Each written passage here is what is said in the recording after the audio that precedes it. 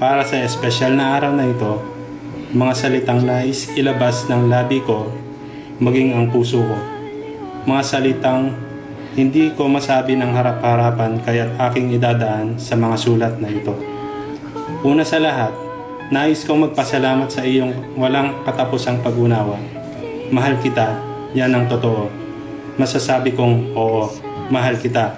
Uulitin ko, mahal kita. Maraming dahilan para hindi ako bumitaw at isa na doon ay ang ikaw. Ikaw na naging dahilan saya sa aking mga labi.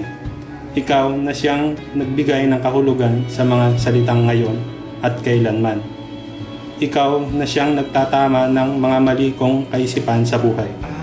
Ikaw na walang sawang umiintindi at ibinibigay ang lahat para lang sa atin.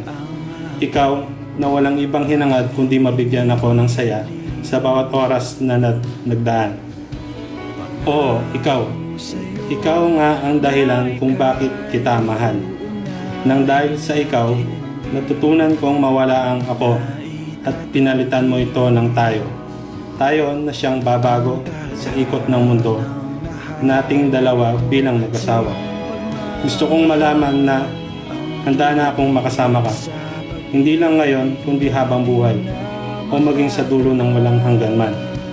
Handa akong harapin lahat ng pagsubok na darating sa atin, katuwang ang Diyos na sentro ng pagmamahalan natin.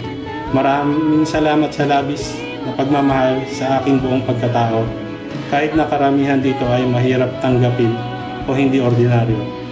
Madami ang ating pinagkakaiba, ngunit tinitiyak kong hindi ito magiging hadlang upang ikaw ay mahalin mo ngayon at kailanman, maging sino ka man. Lagi mong tandaan, mahal kita ngayon at kailanman.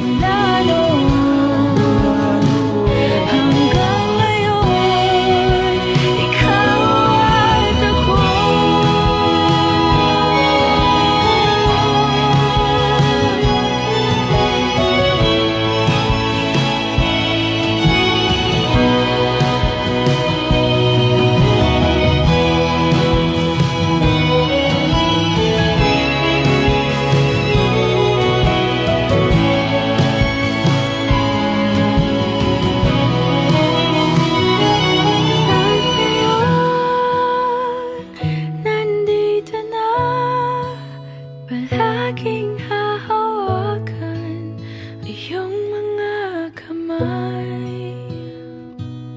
Di ka na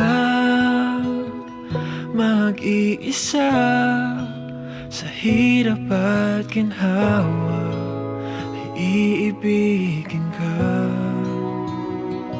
mula noon hanggang ngayon.